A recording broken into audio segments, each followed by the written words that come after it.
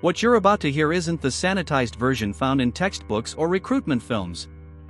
According to declassified military records and first-hand sniper testimonies, the Vietnam War was not fought only against an enemy force, it was fought against an environment that behaved like a living, hostile intelligence system. During the peak years of the conflict in Vietnam, American snipers entered terrain that stripped away nearly every advantage their training promised. The dense jungles of Southeast Asia absorbed sound, swallowed visibility, and erased distance. Engagements were no longer measured in hundreds of meters, but in steps. Sometimes, in breaths. Military doctrine assumed snipers were hunters, distant, patient, invisible. But the jungle rewrote that equation. In after-action reports from the United States Army, one phrase appears repeatedly, almost obsessively: enemy location unknown. That uncertainty wasn't an inconvenience. It was psychological pressure, applied constantly, without release. Pay close attention to this detail. In jungle warfare, silence didn't mean safety. It meant concealment. It meant proximity. It meant someone else had already heard you breathe. Veterans later described the sensation as being watched without ever confirming it. Leaves didn't move. Birds didn't scatter. The air felt heavy, wet, and wrong. Snipers trained to observe through scopes now struggled to see more than 20 meters ahead. Their rifles, calibrated for distance, became instruments of last-second decisions. This is the side of war few are willing to discuss. Reconnaissance missions, on paper, were routine. Insert quietly. Observe enemy movement. Extract without contact. But in practice, each step into the jungle dissolved certainty. Trails vanished within hours. Landmarks shifted. Light itself seemed unreliable, filtered through overlapping canopies that turned midday into permanent dusk. The jungle didn't just hide the enemy. It distorted time. Minutes stretched into hours. Heartbeats became audible. Sweat-soaked uniforms within moments, blurring physical discomfort with rising paranoia. Snipers learned quickly that remaining still for too long invited insects, rot, and infection, but movement risked detection. Every choice carried consequence. Military psychologists later noted that this environment created a unique form of combat stress. Not the explosive chaos of open firefights, but a slow, grinding erosion of mental stability. A feeling that the jungle was waiting. Watching. Learning. Reports mention encounters where American snipers realized, too late, that they had been tracked for hours before ever sensing danger. No gunfire. No warning. Just the sudden understanding that they were no longer observers, but targets. Silent. Sudden. Fatal. These were not isolated incidents. They were patterns. As the war progressed, sniper teams began documenting 5 specific types of encounters that repeatedly shattered expectations and left lasting psychological scars. Each was more disturbing than the last. Each blurred the line between hunter and prey. Each demonstrated how the jungle itself became an active participant in combat. In the next sections, we will dissect those 5 encounters, not as a list, but as lived experiences. Microhistories drawn from declassified files, field journals, and survivor testimony. Stories where the enemy was rarely seen, but always felt. And once you understand how these encounters unfolded, you'll begin to see why many veterans insist the most terrifying moments of the Vietnam War weren't loud at all. They were quiet. Military manuals defined a sniper's battlefield in measured ranges and clean lines of sight. But in Vietnam, distance collapsed without warning. According to after-action reports and survivor testimony, one of the most disturbing patterns faced by American snipers was the sudden appearance of the enemy at point-blank range, sometimes close enough to smell. This was not accidental. It was deliberate doctrine. The guerrilla forces of the Viet Cong understood the jungle better than any map or aerial photograph ever could. They knew how sound behaved under dense canopy. They knew how humidity carried scent. Most importantly, they knew that American snipers depended on distance for psychological control. So they took it away. Veterans described missions where visibility shrank to a narrow tunnel of green. 20 meters. 10. 5. The scope became useless. Rifles felt oversized, clumsy. Training dissolved into instinct. Pay close attention here. Several declassified field reports describe encounters where snipers advanced slowly, convinced the area was clear only to realize they were already surrounded. No movement. No voices. No muzzle flashes. The jungle looked empty because the enemy was not moving. They were already in position. One Marine sniper later recalled stopping mid-step because something felt wrong. Not a sound, a sensation. When he lowered his rifle and shifted his gaze, he saw eyes. Human eyes. Less than 3 meters away. The enemy had been crouched, motionless, for who knows how long. There was no warning shot. There was no dramatic exchange of fire. Just a decision measured in fractions of a second. In many cases, the first sign of contact was a body falling. A teammate collapsing without a scream. A single suppressed shot, absorbed by foliage and moisture. The jungle swallowed the noise, leaving only confusion and shock. These encounters created a unique terror. Snipers were trained to dominate space. But here, space betrayed them. The hunter's role dissolved. Every bush became suspect. Every shadow felt intentional. And the psychological cost was immediate. Military psychologists later documented how repeated close-range encounters rewired threat perception. Snipers began to experience hypervigilance so intense it bordered on dissociation. They reported scanning vegetation not for shapes, but for intent. For the absence of movement where movement should exist. Silence became suspicious. The enemy exploited this relentlessly. Camouflage was not just visual. It was behavioral. Viet Cong fighters learned to remain completely still for hours, allowing insects to crawl across their skin, enduring heat and discomfort without reaction. American snipers, sweating and breathing heavily, felt exposed by comparison. This imbalance left scars. One Army report describes a sniper team that aborted multiple missions after experiencing repeated false contacts, imagined movement, phantom threats. In reality, their minds had adapted to an environment where danger appeared without warning and at intimate distance. The jungle encouraged doubt. And doubt kills. As these encounters accumulated, the line between combat engagement and psychological endurance blurred. Snipers no longer measured success by confirmed kills or intelligence gathered, but by survival without contact. Each mission ended with relief rather than victory. Yet the war did not slow down. The next pattern was worse. If sudden proximity shattered control, the invisible mechanisms hidden beneath the jungle floor destroyed trust altogether. Because in Vietnam, the ground itself was weaponized and it waited patiently for a single misplaced step. A nightmare you couldn't wake from.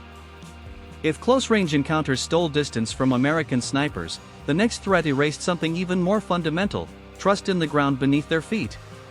Declassified engineering reports from the United States Marine Corps described the jungle floor of Vietnam as actively hostile.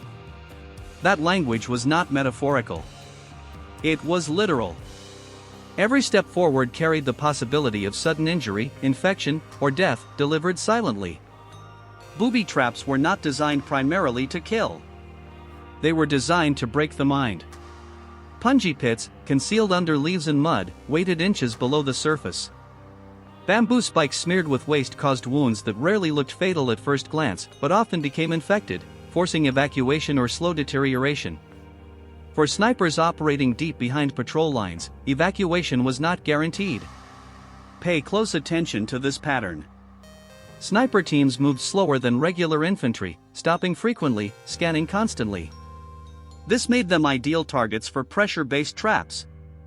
One declassified after-action report describes a sniper advancing carefully, placing his boot exactly where he believed was safe only to trigger a buried mechanism he never saw. There was no explosion. No gunfire. Just a sudden collapse. Veterans recalled the sound not as a snap, but a dull, wet shift followed by pain so immediate it erased coherent thought. The jungle did not echo screams. It absorbed them. In these moments, the enemy was nowhere to be seen. And that was the point. Traps forced snipers into impossible decisions. Stay still and risk infection, blood loss, or further traps. Move and risk triggering another. Call for extraction and reveal position. Or continue the mission while injured, compromised, and slower. Military psychologists later identified these incidents as a major contributor to long-term combat stress. Unlike firefights, traps created a sense of betrayal. The environment itself became untrustworthy. Veterans reported recurring nightmares not of gunfire, but of walking. Of stepping forward. Silent. Sudden. Cruel. The jungle amplified the fear by hiding its mechanisms perfectly. Rain erased footprints. Vegetation regrew within days. What looked untouched was often carefully prepared. Snipers began to probe the ground obsessively, slowing movement to a crawl, increasing fatigue, increasing vulnerability. And then there were the tunnels. The underground networks constructed by the Viet Cong turned the jungle into a three-dimensional battlefield. A sniper might secure a clearing, only to discover later that the enemy had been beneath them the entire time. Several reports describe snipers spotting movement at ground level, not in the bushes, but in the earth itself. A displaced leaf. A patch of soil that didn't match the rest. By the time suspicion formed, the opening was already sealed. This knowledge poisoned every mission. Snipers no longer trusted silence. They no longer trusted stillness. And they certainly no longer trusted the ground. Each pause to observe doubled as an opportunity for fear to grow. The cumulative effect was devastating. One Army intelligence summary concluded that jungle traps were disproportionately effective against sniper units not because of casualties alone, but because they disrupted mental focus. Precision roles require calm. Traps destroyed calm. And just when snipers believed they had adapted, when they learned to fear the ground more than the foliage, the jungle revealed its most disturbing tactic yet. Because sometimes, the enemy didn't hide. Sometimes, he waited. Watching. By the later years of the Vietnam War, American snipers began reporting a sensation more disturbing than ambushes or traps. It was subtler. Harder to prove. And far more corrosive. They believed they were being hunted. Not chased. Not engaged. Studied.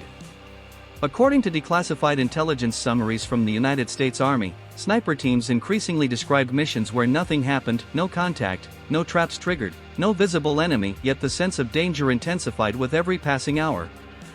This wasn't imagination. It was pattern recognition born from survival. The jungle had gone quiet in the wrong way.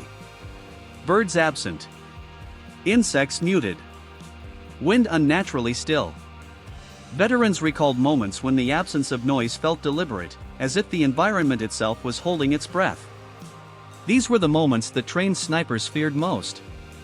Because silence meant control, and they were no longer the ones in control. Pay close attention here. Several Marine and Army reports document incidents where sniper teams later discovered they had been shadowed for entire missions. Footprints found only after extraction. Disturbed foliage behind former observation posts. In some cases, enemy markings carved subtly into trees, signs meant for other fighters, not Americans. The implication was clear. The enemy had chosen not to engage. This psychological inversion was devastating. Snipers are trained to observe without being seen. To dominate from concealment. But now, that same doctrine was being used against them by Viet Cong marksmen who understood patience at a level few Western forces had encountered. These enemy snipers did not seek quick kills. They waited for exhaustion. For overconfidence. For the moment when vigilance slipped just enough. One declassified after-action report describes an American sniper who felt watched for hours but never identified a threat. Only after relocating did he notice a single footprint exactly where he had been observing from, placed deliberately, as if to say we were here first. That realization shattered him. Military psychologists later described these experiences as predatory stress. Not the fear of immediate death, but the sustained belief that someone else controls the encounter. Veterans reported intrusive thoughts, paranoia, and an inability to relax even in secure zones. Sleep became fragmented. Trust evaporated. Every shadow felt intentional. The jungle magnified this effect. Limited visibility meant snipers could never confirm safety. Scopes scanned layers of green with no depth perception.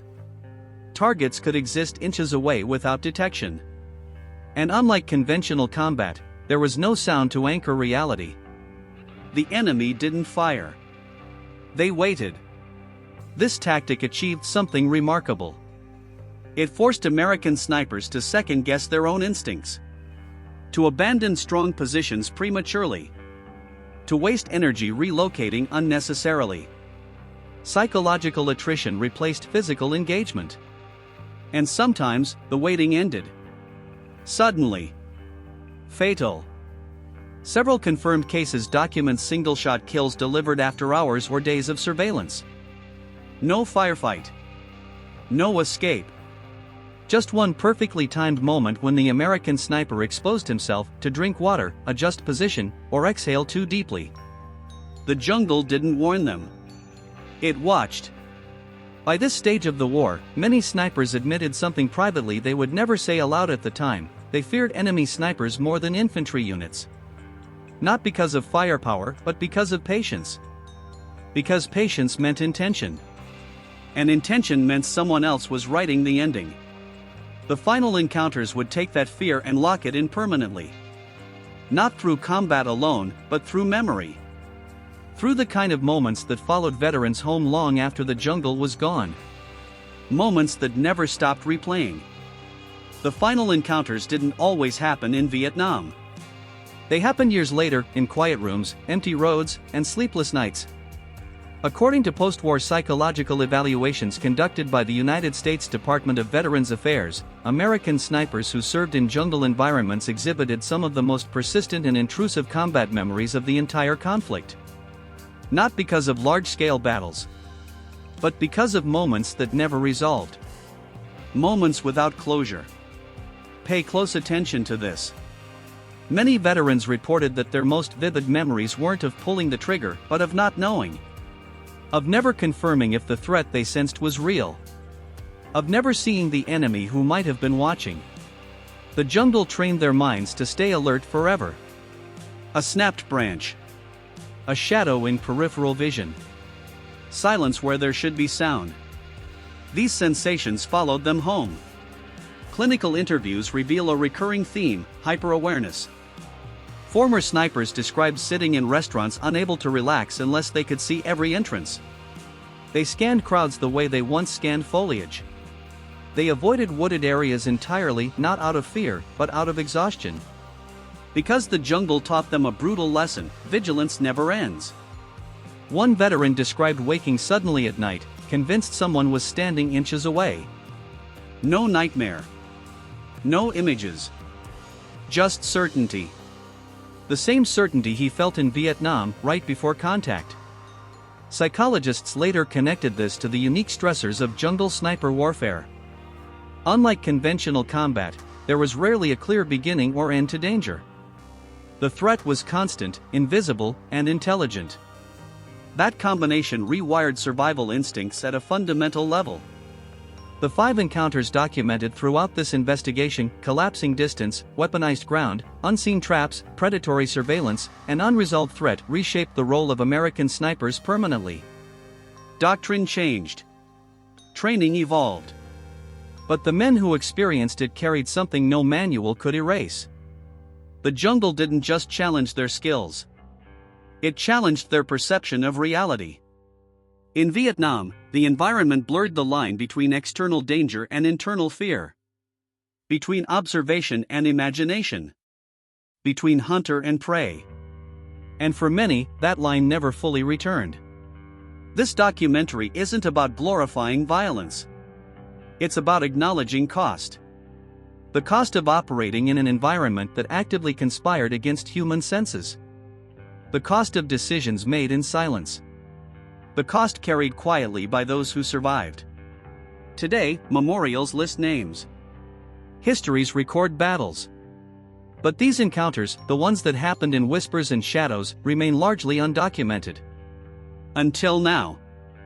If you believe these stories deserve to be remembered, take a moment to honor those who lived them. Like the video. Subscribe to the channel. And share this documentary so the psychological realities of jungle warfare are not lost to time. Because some wars don't end when the fighting stops. They echo.